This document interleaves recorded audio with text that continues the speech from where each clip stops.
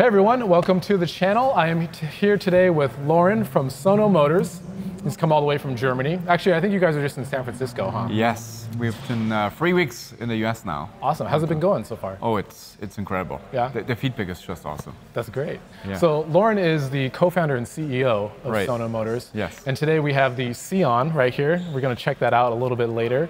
But I wanted to kind of get to know Laurin, get to know Sono Motors, and talk about the Sion a little bit. So sure, let's do it. How did the company start? 10 years ago. We actually started in a garage. Way smaller than this one here. And it was Jona and myself, my co-founder, who wanted to do something about climate change. And we had the vision of a world without fossil fuels, because but the burning of fossil fuels is the main driver behind climate change. And we said, we need to stop it. There's no way, we need to stop it. And we need to find a way on how we reduce our consumption of fossil fuels. And we came up with an idea of a solar electric vehicle and set ourselves the mission of putting solar on every vehicle. And 10 years later, we're here, being a NASDAQ listed company, ticker symbol SCV, and touring through the US with the series validation vehicles. Well, how old were you when you started this? We were 18. Oh my gosh. 19, something like that. Did you have like an engineering background, or were you really into? No. We just graduated from high school. But we had the conviction that we need to do something. When we figured out ourselves, back then in the garage, we're really like humble and tried to learn ourselves on how it is and how it works. And actually the first car was driving and it was working. We quickly saw this works and we should do something about it, founded a company, and then got all the engineers on board. So before you think like Jona and myself built this car here, no. Sure, we're by now like 400, 450 people, great engineers working on the solar technology, the car. So it's not us anymore building those vehicles here. Yeah. And so speaking of that, like I can only imagine how difficult it is to build a car. Not only to build it, but then put it into production so that everyone can drive it. So, so far, what has been like maybe a couple main hurdles that you've been able to get over to get it where it is today? I mean, there are plenty of hurdles on such a way. So if you think about 10 years, doing that for 10 years now also means there are several dozens of hurdles you have on loan.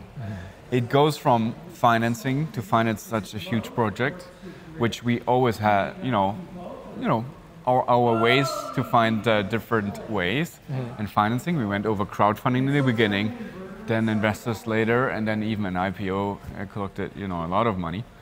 But still, that was one challenge. The other challenge is really building hardware. It's incredible hard to build a vehicle with several thousand, components. It's just very complex, and we're doing something completely new here with the solar integration. So that's why we think we're being unique, and we're having here a great car, but still getting there. It takes a lot of time. Yeah, I mean, you guys are pretty close. Like, this is a prototype, right? Is this right? Well, it's series validation vehicle. Okay, great. Yeah. So the one that's going to be on the road is basically this? Yes. Okay. I would say this is mostly series. The only thing which is not series yet is the solar outer. It's already done by injection molding, but not by the series tools. And you still see, some wrinkling on top of it, which will be gone in series. But everything else is what you get. The length of the car, the interior, most of the components are from series suppliers, from series toolings. What do you anticipate maybe the last hurdle before you get into production? I mean, ramping up production is always hard. The great thing is we outsource production. So production hell is not for us. Someone else's problem. Right, because we outsourced it to Valmet Automotive, a great partner. They're building currently the GLC for Daimler. They have built hundred thousands of cars over the last decades, even electric cars. They're very experienced, high quality, and we feel in very good hands here that they build a very good quality vehicle. Great. So let's get into the car itself. Sure. So for me, the first thing that I noticed is the solar. Right.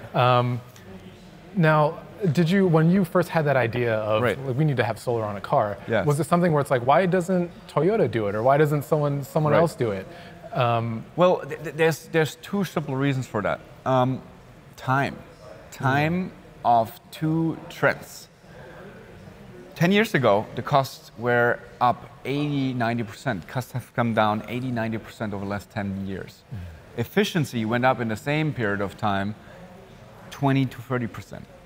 So this cross-link of those two trends is exactly the reason why solar on vehicles makes now sense and not 10 years ago. That's the first reason. The second reason is our technology.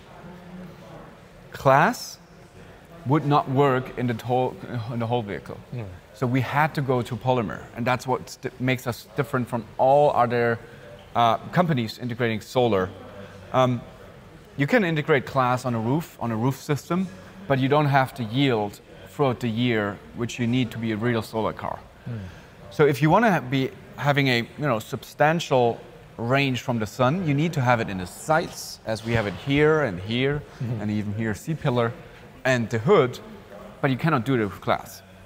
Polymer is lighter, faster in production, more lean, and is more affordable. So cost is an immense point because we want to sell this for a retail price of $25,000. Do we know about how long the lifespan is for these panels? Oh, we engineered it for longer than the vehicle. Okay, great. And you usually engineer a vehicle for 10 years. This is automotive standard. Right. Of course, it lasts longer, but you engineered from an automotive point of view for 10 years. We engineered the solar panels for 12 years. This is our technology. This is our IP. What you see here is an injection molded solar body panel. So very fast, 30 to 90 seconds takt time in production, Wow. this is very fast. Yeah. And the key here is that we have the cell on top, you can see it here. And it's pre-assembled, it's a back-contacted IBC solar cells on a copper backsheet, and we inject polymer around it. This is our core technology. And then also how you connect it with a connection box, that's our core technology about solar. But here's the thing, it doesn't end here. The second thing is, how do you convert the low voltage energy from the solar body panels very efficient into high voltage, and then feed it into the battery. And for that, we engineer our own MCU. It stands for MPPT, Central Unit, long word. And what we do is we take the low voltage into several channels, into the MCU converted to high voltage, and then have a CAN communication, so you can also see it on the screen. You will see it later live. You can check all the functionalities of the panels, and it's very efficient. It's all about efficiency and how you can convert it. This one is very efficient and very fast.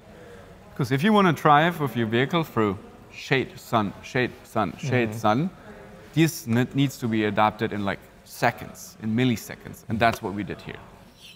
All right, so with the solar, you actually already have some stuff integrated into existing vehicles right now, right? Yes. Can you tell me a little bit about that? Exactly. So the car you saw is the first pillar, but actually we have another business pillar, which is equally, and is our solar technology. And we license and sell our solar technology to B2B customers, like trucks, buses, transporters. And we've started this business only 1.5 years ago. Because as you remember, we started with the car, but then quickly realized there's more value. And this goes through the roof right now. All those companies, they're looking for, efficient solutions, saving fuel, saving total cost of ownership. Let me walk you through what we're doing here, actually. So this one here is a refrigerated truck. So we don't power here the high voltage battery. This goes into the electric cooling unit and a battery cooling down the interior of the vehicle. That's a refrigerated vehicle. This one here, in that use case, we would go into the high voltage battery and power up, the drivetrain and extend the range and do peak shaving in the summer. This one here is a series integration bus. Here would we go also in the high voltage battery. This one is a retrofitted solution on existing diesel buses. So this is a product we launched just this year. and it goes on public transport buses, existing diesel buses, and it feeds into the existing 24-volt battery, and it makes the alternator obsolete of generating electricity for HVAC, doors, lights, displays, and saves 400 gallons, roughly 400 gallons of diesel per year and bus. So this alone is a great product, which we right now scale, and we have sold, already some of them to customers. They are being very happy with it, and we see huge potential because only in Germany alone we have 80,000 diesel buses of this types, which would fit our retrofit solution. 80,000. And now think about Europe. Germany is just a small country in Europe. Right. Think about the US. I learned that in New York alone, there are 5,000 buses in the fleet of MTA. That's a huge potential. Yeah. Currently, is this just in Germany that it's in use? No, we're operating with that solar business unit in 10 countries, including the US, Japan, and others. That's great. So there we have worldwide customers already, and it's not depending on which market first.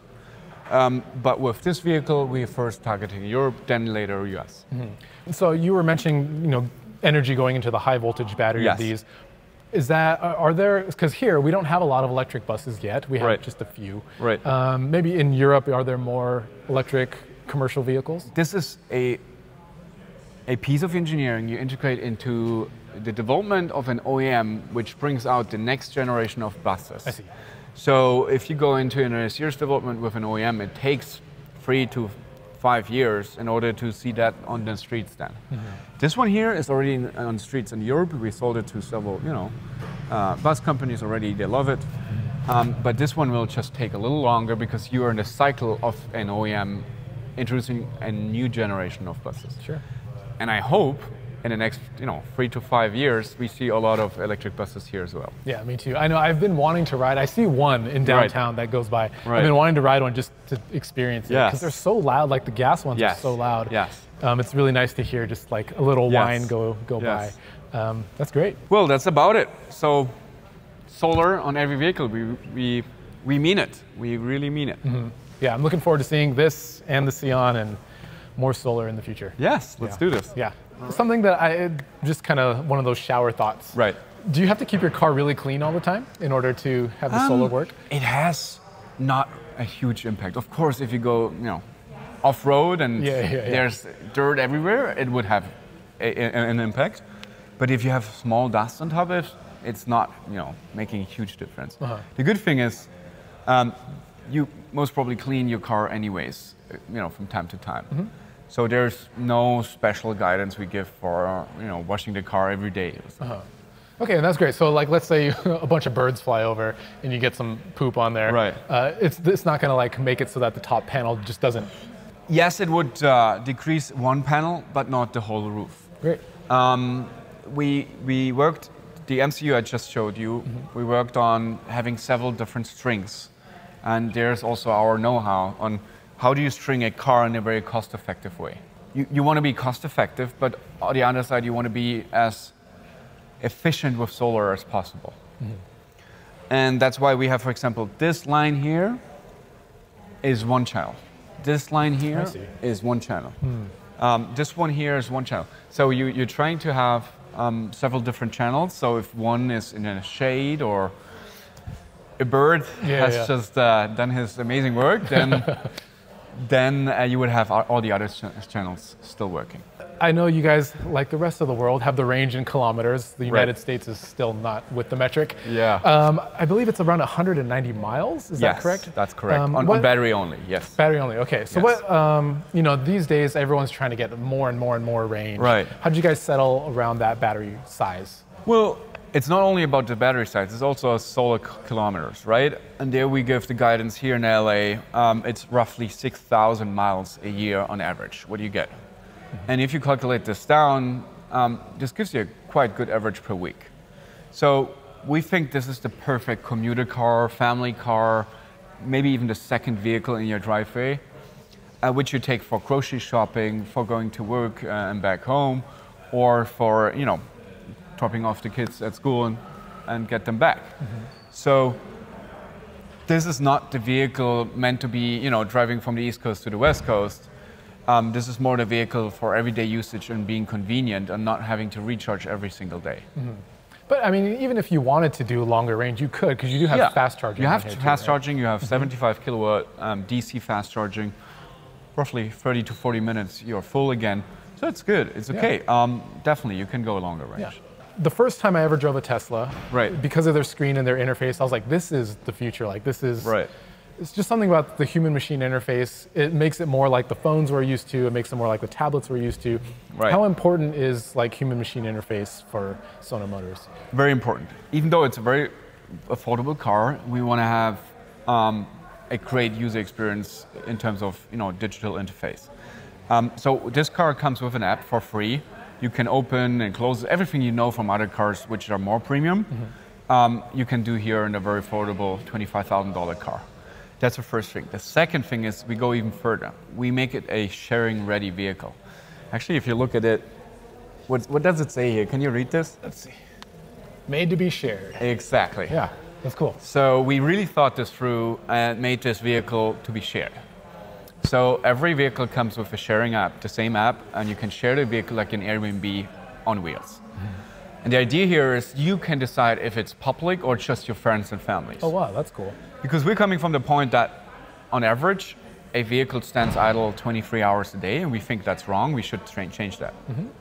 So in order to do that, we deliver this vehicle with sharing-ready software, and it's up to you to share it with your friends, your family, or with total strangers and make money with it. That's great. So how did that idea come about? Because I know I don't think anyone else has done that. Yeah. It comes from the idea that Jonah and myself don't own a car. We only do sharing. We are huge sharing enthusiasts. It's big in Europe. And that's why we said this car needs to have it.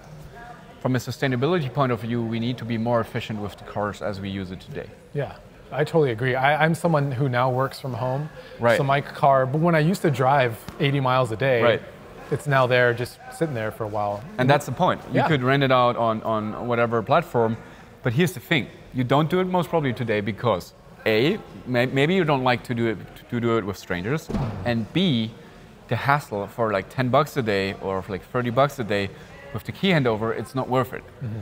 But if I would tell you, you could choose whom you're sharing it, maybe your friends and your neighbors in a closed community in the app, no one else can see it, then you would do it. And second, if you would have no key handover, but it would be fully digitized, then there's no hassle. Yeah. Because someone just picks it up, you don't even have to meet the person, and gets in the car, drives it around and brings it back, I don't know, after a road trip 3 days later. And you meet, I don't know, 50, 100, 200 bucks. Yeah, that's great. Is that, so that whole app and integration, is that something that Sono Motors made, or did you guys like outsource the software? No, we do the software in-house. The backend system is doing Cypress. We just were there yesterday. It's a Silicon Valley-based company, and we have the app actually live. You can. It's working in Germany. You can download it also in the US, but there's no service there. But a couple of users already use it. This sharing piece, we think it's huge in terms of making more use of an asset you own. Yeah, I think that's great. So the car is not yet available for purchase yet in Germany, right? It is. You can pre-order it. 42,000 reservations, 20,000 of them being B2C reservations, down paid by roughly 2,000 euros on average. So sticky, real reservations, and the other ones being B2B reservations from B2B fleet customers. But production will start next year. That's according to our plans. So second half of next year. That's great. So what does the app do then if we can't have the car yet? So first of all, you can now control this vehicle here. Cool. You can see it here. You can open it. You can close it. You can preheat it. You can locate it. You can basically do what you can do in a premium car. But here's the thing. You can also share it. And if you go to car sharing, I see all the communities I'm in already. I use the app in Germany already. And I can show you on the map. Let me zoom out and go to Germany. It's a long way. Let me quickly do this. Here, you see there this is Germany, and there are people in the community, in our community, already using their app with their existing vehicle. Oh. So there they still have their key handover, but as soon as the sign comes, it will be eliminated. So they're already using this. Oh wait, so like how does that, like what, and with their vehicle that they have, so if they have like a BMW or something? They can... no matter what vehicle, they can put it on our platform, and then they can decide if it's public or private. Oh wow! So you only see here the public ones, where there's way more vehicles being privately used. I see, I see. So like here, I don't know if you have in Germany. Here we have Turo, where you can rent it out. So it's, now it's kind of like that, where the big difference is in Turo you have always to publish it to total strangers. Everybody, and we figured out that's the main hurdle for people sharing their car. They want to be having a trusted community where they know the people and where they are sure that the vehicle doesn't get damaged, no one is smoking in the vehicle, I don't know, pets, something like this. So trust is one key, and convenience in terms of key handover is the other one. Great. When do you anticipate this will be available in the US? First, we have production next year in Europe and launch it there, but soon thereafter we'll come to the US because the feedback we got, it was just amazing. The feedback we just got from all of you people and all people being here, it's just incredible. And we think this has a huge market in the US, huge potential, and we want to speed this up in launching it in the US. Yeah, that's great. And you said around $25,000? Yes, here? That's the retail price, yes. Great. I know the regulations are different everywhere. Is there any like major things you have to change from the European model to US? Yeah, there are some differences, but you won't see it hardly from the outside. You won't recognize any changes. There's mostly body structure, crash and safety related things you need to change in engineering in order to get the crash rating here. Great.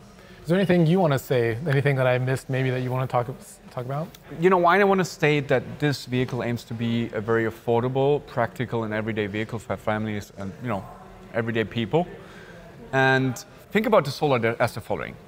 Imagine I would build a combustion engine vehicle and sell it to consumers with the promise of putting 5,000 to 6,000 miles of free gas in their tank every single year throughout the lifetime of the year. That would be a great selling combustion engine electric vehicle. Right. Now, you got this here in electric with solar for free. Yeah. And that's the selling point. People have to understand that's the point about it. It's just convenience, it's costs, and it's just independence, being independent of the grid, being independent with this vehicle. Thank you so much, Laurin. Thank you for your time. Of course. It's been great talking. Yeah, I can't wait to see this on the road in the US sure. in a couple years. And looking forward to checking it out later today. All right. Yeah. Looking forward. Thank you so much. All right.